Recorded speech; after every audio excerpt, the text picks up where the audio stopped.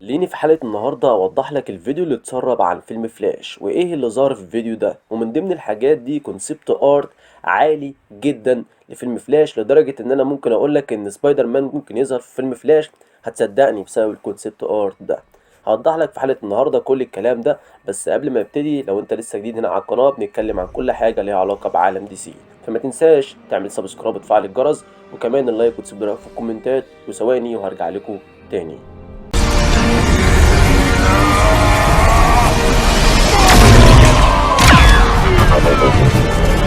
خلينا الاول اتكلم عن البوستر الرسمي لفيلم فلاش. اتكلمت عليه في الحلقه اللي فاتت وقلت ممكن يكون احد الفانز هو اللي عمله خلاص، ولكن بعد ما نزلت الحلقه بتاعت المره اللي فاتت لقيت ان في اخبار كتيره بتاكد ان البوستر ده احتمال يكون الرسمي او الاساسي لفيلم فلاش، او بوستر دعائي. هو بكل الاحوال هو بوستر بشكل رسمي.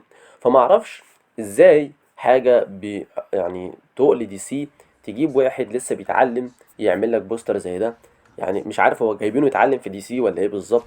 واللي فعلا يأكد لي الموضوع ده اكتر لما بصيت على بوسترات الدعائية لفيلم شازام، لقيت ان نفس العك برضو موجود الناحية التانية. خلينا امسك اخر بوستر دعائي لفيلم شازام، ولو بصيت على رقبة كل شخص فيهم هتلاقي ان الموضوع واضح قوي ان هو تركيب، مفهوش نقطة ابداع حرفيا.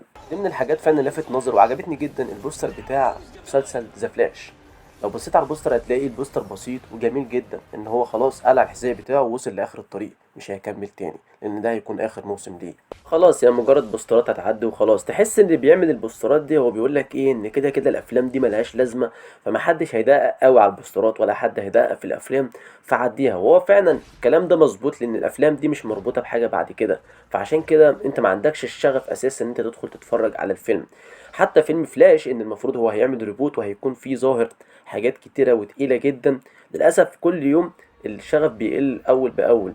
كل يوم في أخبار كنا بنسمعها قبل كده إنها هتحصل في الفيلم، نسمع بعد كده إن هي مش هتحصل. فالواحد أصلا مبقاش عنده الحماس إن هو يتابع فيلم فلاش بعد الأخبار اللي بدأت تنزل مؤخرا. أنا أوضح لك أول حاجة كده إن الأحداث بتاعت فيلم فلاش هيصير أحداثها على الجاستس ليج، ولكن مش بتاعت زاك سنايدر، هتكون جاستس ليج جوس ويدن 2017 دي اللي هتتذكر في الفيلم، وده اللي المفروض هيكمل عليها. طبعا الكلام كان قبل كده بيتقال في الفترة بتاعت مايكل دلوكا قبل جيمس جان ان هم هيكملوا على احداث نسخة زاك سنايدر. ولو خدت بالك في التريلر بتاع شازام كنت هتلاقي برضو ان هو كان خلاص الكانون الاساسي او الرئيسي بتاع دي سي هيكون جاستس ليج زاك سنايدر. لكن للاسف بعد ما جيمس جان جه وهيحصل الريبوت فهم تقريبا شالوا كل اللقطات بتاعت زاك سنايدر وهيبتدوا ان هم يكملوا على جاستس ليج بتاعت جوس ويدن 2017.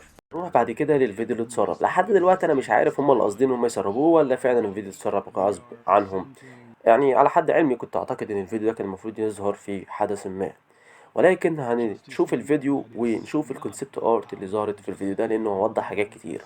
اول حاجة عندنا بين افليك باتمان، كونسبت ارت بتاعه رهيب جدا.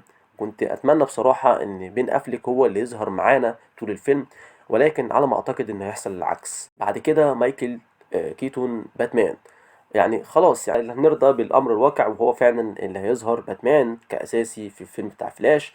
وعلى فكرة برضو للعلم ان الحاجات دي كانت كلها اتغيرت، ولكن ده هيكون اخر سيناريو ان هو كيتون هو اللي هيكون اساسي في فيلم فلاش. وطبعا هيظهر ايا كان بشكله من الاشكال.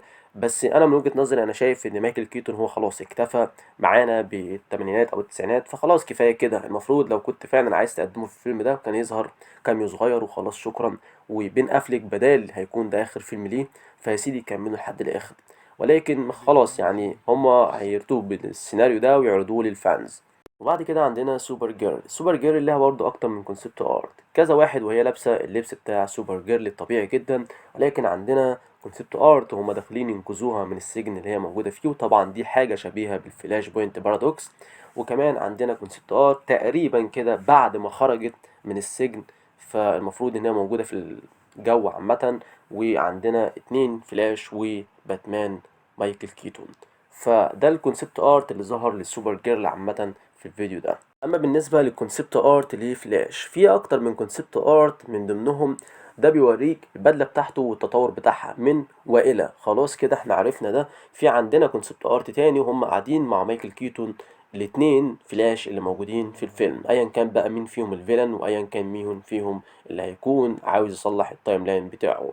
في عندنا كونسبت ار كمان لفلاش، وهو قاعدين هما الاتنين وتقريبا كده كانوا بيعملوا تجربة ان هما يرجعوا القوة بتاعتهم مرة تانية. واضح جدا من الصورة، لحد دلوقتي لسه مش اكيد الكلام ده، ولكن ده كان تفسير اولي للصورة دي.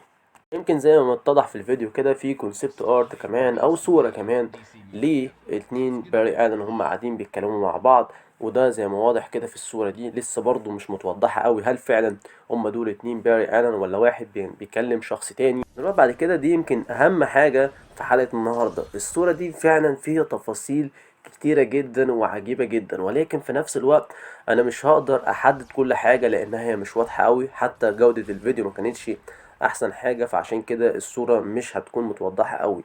ولكن من وجهة نظري انا شايف ايه، اول حاجة حابب اقولك ان الصورة دي عامة لو كانت فعلا كانت تكون البوستر الرسمي بتاع الفيلم كانت تبقى رهيبة جدا. سيبك بقى من ان فلاش يظهر في الواجهة او باتمان او غيره، دي كانت هتخلي الواحد فعلا يعني متحير كتير جدا ايه اللي هيحصل في الفيلم ده. ليه بقول كده؟ احب اقول لك ان الفيلم بتاع دكتور سترينج ذا مالتيفيرس اوف مادنس البوستر بتاعه الرسمي بصراحة كان عجيب جدا ورهيب، خلى كل الفانز تقعد كده تقول يا جماعة هو ايه اللي هيحصل في الفيلم ده من التفاصيل اللي كانت موجودة في البوستر. فعلا خلى كل الناس تلف حوالين بعضها، فكذلك الامر الصورة دي فيها تفاصيل تقيلة جدا، ومستني بصراحة ان الفيديو ده يكون بجودة اعلى عشان خاطر ابتدي ان انا اشوف الصورة دي بشكل احسن من كده كمان. اول حاجة عندنا وده ظاهر جدا هو ناحية الشمال في الصورة دي، وهو كريستوفر ريف سوبرمان ظاهر معانا في لقطة كده جميلة جدا. ماذا لو قلتلك ان فعلا كريستيان بيل باتمان موجود في الصورة؟ هتقولي ازاي؟ هقولك لو ركزت ناحية اليمين وبصيت في تفاصيل الصورة دي جدا في الشكل اللي قدامك ده هتعرف ان ده كريستيان بيل، فانه يظهر معانا في الفيلم دي حاجة جامدة جدا. وكمان عندنا باتمان بن افليك ووراه مايكل كيتون، فعندنا كده 3 باتمان موجودين في الفيلم. بعد كده هنروح ونبص على في قدامنا 3 فلاش، فالمفروض ان فلاش باري الن احنا عارفينه والنسخة الفيلن منه على ما اعتقد وعلى حد علمي لحد دلوقتي، ولكن انا من وجهة نظري شايف ان في فلاش منهم هو جراند غادسون بتاع مسلسل ذا فلاش، وده اللي اكدته معاكم قبل كده وقلت لكم يا جماعه جرانت غاتسون هيظهر في الفيلم ده لانه كان في طاقم التمثيل بتاع الفيلم.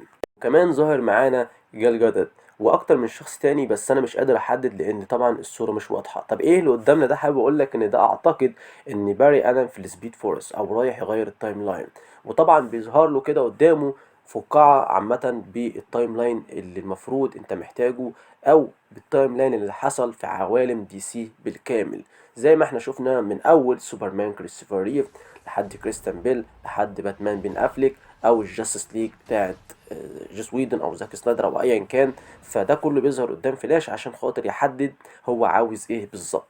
عشان كده بقولك ما تتفاجئش لما تسمع ان ممثل معين هيظهر في فيلم فلاش، لان طبيعي جدا يظهر لثانية او ثانيتين في الشكل اللي قدامك ده. وطبعا مش هنتفاجئ كلنا لو جه مثلا خبر بكره قالك ان هنري كافيل هيظهر في فيلم فلاش او ذا روك، لان في كده الاحوال هو هيظهر في ثانية او ثانيتين. في كده الاحوال ايا كان الفيلم هتكون احداثه دايرة ازاي، بس مشهد زي ده بالنسبة لي هيبقى مشهد مرضي جدا.